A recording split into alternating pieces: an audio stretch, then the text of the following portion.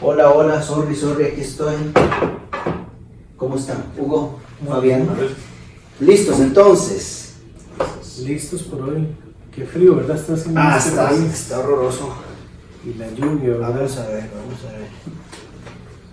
Pues en este país sí llueve. Así está, es como dice, ¿verdad? No podemos... Otra vez está lloviendo, sí, man, aquí llueve todos los días. Aquí llueve todo. Genial, pues, bueno, seguimos adelante. Seguimos adelante. Tenemos esta semana. Sí, siempre pesadillo, ¿verdad? Siempre la investigación de consumo. Sí, no, es que ya cuando uno empieza a entrar, ya como que cambia incluso uno entra como en un modo, ¿verdad? Uno empieza ya a soñar, cuando está comiendo, ya uno empieza. Sí. Creo que podría ser muy interesante esto, ¿verdad? Sí, de verdad que yo viendo durante esta última semana todo lo que hemos estado haciendo yo le tengo fe, yo no sé ustedes, pero... Sí, hay que ver. ¿Está bien? Sí. La fe es lo último que se pierde. La fe es lo último que se pierde. Yo sigo un poquito asombrado, ¿verdad? No sé, o a lo mejor no estoy equivocado, es como ir caminando y encontrarse un billete de 20,000 y nadie lo está rejuntando, ¿verdad? Es decir, ¿cómo es posible que estas coordenadas tan bonitas y nadie las use? Claro. Pero hay mucha inercia ahí, ¿verdad? Claro. ¿Qué piensa? Yo siento que cuando nos agarremos con más cálculos, vamos a ver por qué la gente abandona esto. Tal vez por eso, ¿verdad? Tal vez por eso. Tal vez no es tan fácil como lo creía. Es más fácil que con Churchill, pero no necesariamente fácil. Me gusta mucho también la parte visual de todo esto, ¿verdad? Porque tenemos estos diagramas que no son fáciles de leer, ¿verdad? Son diagramas que requieren una cierta práctica, ¿verdad? Bueno, y hablando de diagramas, justamente esa era la tarea, una de las tareas que habíamos dicho, ¿verdad? Que estuvimos viendo con Fabián. Era la figura 9 del artículo de Adler y compañía, la página 1158.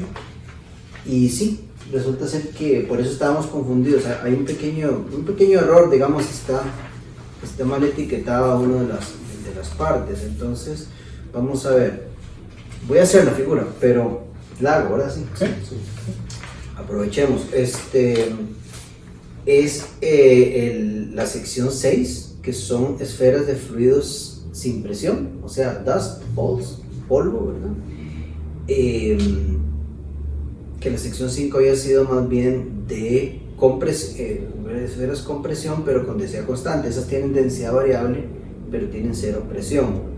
Y bueno, es muy interesante. Hagamos la figura, ¿verdad? Entonces tenemos, ¿verdad? Como es típico, dos ejes, un eje que es el tiempo y un eje que es la distancia, el radio, ¿ok? Y entonces lo que demuestra esta figura es el colapso de una bola. No dice cuál es la distribución de densidad, pero bueno, se supone que es más o menos genérico. No hay presión, entonces funciona así. La voy a hacer con color azul tal vez. Entonces aquí viene la bola, ¿verdad? Y conforme pasa el tiempo se va comprimiendo, va reduciendo su tamaño hasta que llega hasta ahí, hasta R igual 0. Entonces, en un momento dado aparece una singularidad.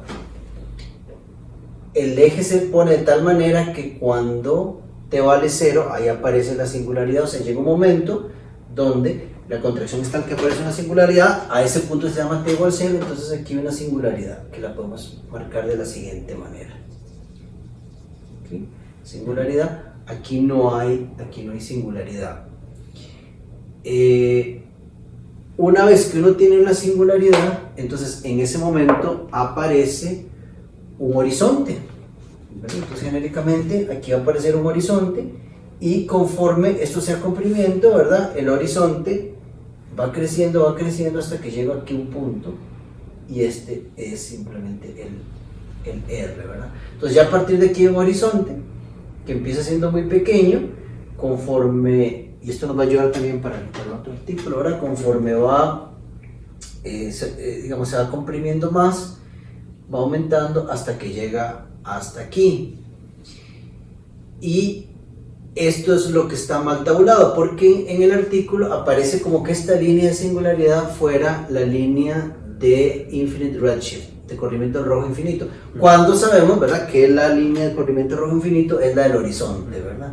Entonces es esta que está aquí, toda esta que está aquí, ¿verdad? Nada más para aclarar eso. Y ya que estamos, es interesante ver qué sucede cuando uno tiene rojo, que sale bien, ¿sí? Sí. Cuando uno tiene fuentes de luz, ¿verdad? No ya de materia, sino de luz,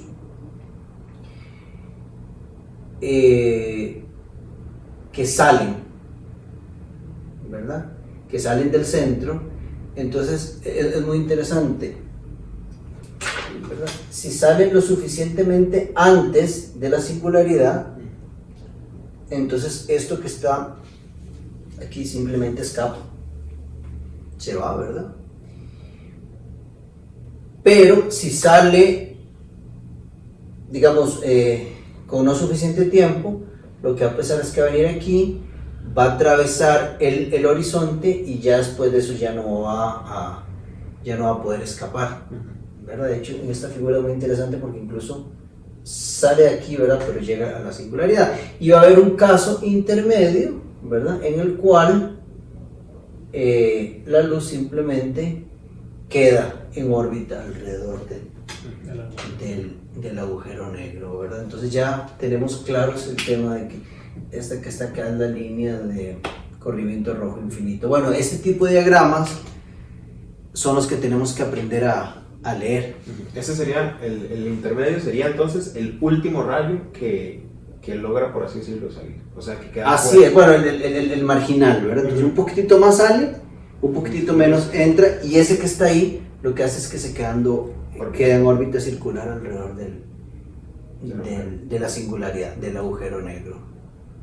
Entonces eso sería, ¿verdad?, lo que vemos a la conclusión que hemos llegado. Sí. Perfecto. ¿Qué más de ese artículo? ¿Estamos bien con ese artículo por ahora? Sí. ¿Qué pasa en ese punto donde, en el punto donde se toca la línea azul con la línea negra? ¿Ves que aquí? Ajá, ese punto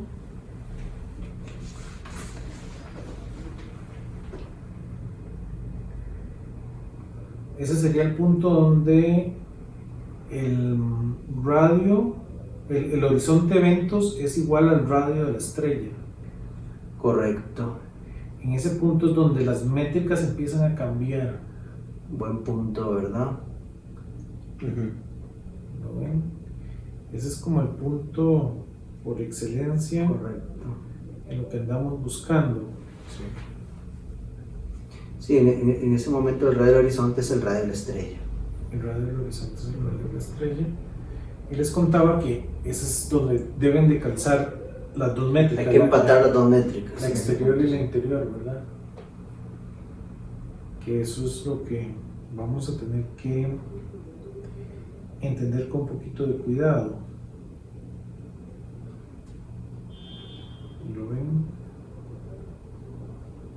Ahora, aquí hay una cosa muy interesante, porque si esta figura está bien, que tampoco tiene por qué estar bien, pero si está bien, ven que este rayo de luz que está acá sale, ¿verdad? Eso significa que el rayo de luz trata de salir. La gravedad no lo va a permitir salir. Entonces el rayo de luz empieza, se detiene y empieza a ir para atrás, ¿verdad? Se viene para atrás. Pero el polvo va colapsando tan rápido que llega un momento que el polvo lo alcanza y el polvo la materia, el polvo, colapsa antes que la luz. Bueno, entonces es muy interesante. Sí es cierto lo que hizo el gráfico, ¿verdad? Si no fue nada más una cuestión ahí del dibujante. Pero entonces es muy interesante. Tenemos que aprender a leer esos gráficos. Sí, por supuesto. Yo siento que eso no... Bueno, la inteligencia visual Claro. en la física no se enseña, a pesar que es muy importante. Y se le deja, ¿verdad? Siempre lo hemos dicho, ¿verdad? No es que no sea importante, sino que de alguna manera es algo que los estudiantes y las estudiantes tienen que absorber así como de manera, así como en el aire, así como los hongos en las ¿cómo se llama? La levadura en los viñedos. Sí. Pero sí, tenemos que aprender a leer esos diagramas. ¿Qué más? ¿Qué más? Creo que... ¿Alguna tarea o lo hablamos después? Sí, si quieren, vamos a hablarlo ahorita. Sí. Ahorita al final. Por ahora yo siento que está bien, ¿verdad? Sí, en cuanto de Adler, por lo menos, sí. Es un artículo, es interesante. Ver acá es que uno lo lee, es un artículo escrito muy pedagógicamente. Ya le hemos dicho, y verdad, y no por eso deja de ser profundo y novedoso. Bueno, ahí está, ¿verdad? En la parte donde dice entropía en el colapso de un agujero negro, ¿hacia dónde va la información? Correcto. Esa es la pregunta del millón, ¿verdad? Sí. Hay tantas cosas, ¿verdad? En este campo. En este campo. Uno podría dar un curso que se llama Agujeros Negros. Qué buena idea, ¿verdad? Ese curso abarcaría toda la física. Sí, Por supuesto, ¿verdad? ¿verdad? Es un hub. Sí. No Bueno, conceptual, no. lo que la gente a veces no maneja es cómo el agujero negro, entre todos los sistemas, ¿verdad? Es el sistema que mejor conocemos ¿En serio? en la naturaleza, ¿verdad? Wow. El que está definido, que podemos decir que está definido, ¿verdad? ¿Se acuerdan que usted solo ocupa la masa del Sí. agujero negro, el spin del agujero negro Y la carga, ¿verdad? Es como una partícula elemental. una partícula elemental de la cual sí sabemos, sí sabemos su física, ¿verdad? De todas las otras, ¿verdad? El agujero negro no tenemos más física que esa. Sabemos más del agujero negro que de muchas cosas que están en la Tierra. Aquí mismo, O sea, usted va al mar y encuentra ahí peces que nunca ha visto. Que nunca he visto. Y sin embargo tenemos esa obsesión.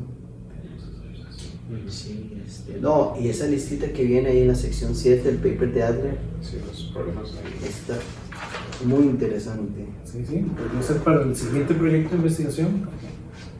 ¿Verdad? No deberíamos dejar de pensar en eso. El tema. Hay temas que alguna civilización futura, o qué sé yo, no, que es como siempre se toman las métricas sin la parte angular sencilla, y se supone que el colapso es esféricamente simétrico. Pero sería muy interesante ver qué pasa. Posiblemente no pase nada, Posiblemente. pero esa desviación de simetría esférica podría ser interesante, ¿verdad? Claro. ¿Verdad? Fuente de radiación gravitacional y todo eso, ¿verdad? Claro. En fin, Bueno, entonces estamos listos con este artículo. estamos listos. Vean que mi tarea era volver a Choptwig, ¿verdad? Y ver un poquito sobre eso de la masa, ¿verdad? Que Choptwig al final logra reescribir la masa a partir del parámetro P, ¿verdad? Vean que la vez pasada tuvimos una discusión de qué era el parámetro P. Correcto. Entonces, Sí, que tal vez no fuimos mucho por ahí, ¿verdad? Sí. Pero no, el asunto es importante, ¿verdad? y para Sí. esta parte, ¿verdad? Es importantísima. Vean que habíamos hablado de la tabla 1. La tabla 1. En la tabla 1 llegamos a la idea, ¿verdad? De que el campo escalar, él necesita proponer un campo escalar. Y ahí es donde vienen las familias, ¿verdad? Que nos tenían un poco Confundidos al comienzo. al comienzo, ¿verdad? Los familias son simplemente tipos de campos escalares. Tipos de campos escalares. Recordemos que el campo escalar solo es función de R, solo es función del radio, Correcto. ¿verdad? De la coordenada radial Y de parámetros. y de parámetros. Entonces, él propone diferentes valores del campo escalar y claro, con eso tiene diferentes valores de P, donde P va a ser la condición inicial. Sí, algún parámetro de la condición inicial. Algún parámetro de la condición inicial. Ves, en la tabla vos lo ves porque para la misma familia, ¿lo ves? Para la misma familia A, según el parámetro que uses, tenés ¿lo ves? Sí. Tenés un comportamiento y siempre el exponente crítico es el mismo. Y siempre el exponente crítico es el mismo, ¿verdad? Entonces, lo que es interesante es que en la simetría, habíamos dicho que la simetría esférica, ¿verdad? Su coordenada R está determinada a partir del parámetro A cuadrado, ¿verdad? Entonces, correcto.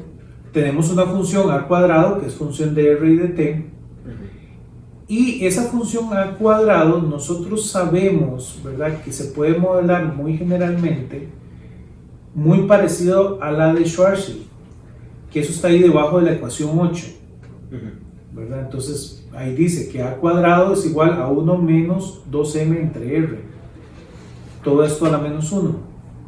Entonces hay una relación directa entre A y la masa. ¿Dónde está viendo, perdón? En la ecuación 8. Justo abajo. Ah, sí, Justo abajo, ¿verdad? Sí. Correcto. ¿Lo ven? Entonces, esa es la relación que hay con la masa. Realmente, él lo que hace a partir de esa relación, encuentra M y vean que M queda en términos de A y A está en términos de S y S está en términos de P. ¿Lo ven? Entonces, de esa manera... ¿Puedes repetir la idea, por favor? Sí. Entonces, acuérdense que la pregunta era cómo él llegaba a la masa, ¿verdad? Correcto. Entonces, sabemos que para la simetría esférica, el A cuadrado, que era el que acompañaba al de R cuadrado, usted lo puede reescribir en términos de la masa, ¿verdad? Como la relación que está ahí debajo de la ecuación 8. Correcto. ¿Verdad? Donde A cuadrado es igual a 1 menos 2 Correcto, ahí está. ¿verdad? Ahí lo menciona él, ¿verdad? Que M está relacionado con la métrica gracias a la función A. Entonces, nuestro A, o él lo que hace es obtener A partir de las ecuaciones 3, 4 y 5. ¿Verdad? Entonces, como la solución de 3, 4 y 5 es S en función de P, entonces él puede reescribir A en función de S. Y como S está en función de P, ¿verdad? Entonces él lo que hace es que ahora tiene A en función de P y de ahí puede despejar N, ¿verdad? Que queda en función de P. Correcto, claro, sí, no, es que había entendido S como el de S cuadrado. No, perdón, sí. No, por eso estaba confundido, sí es el S caligráfico. El S caligráfico. Sí. Y con eso puede escribir la ecuación 12. Correcto. Entonces, la relación entre la masa y el P. Si quieres, la escribís ahí en la pizarra. Sí. Aquí está cerquita. Aquí estamos. Así la vemos, la apreciamos bien.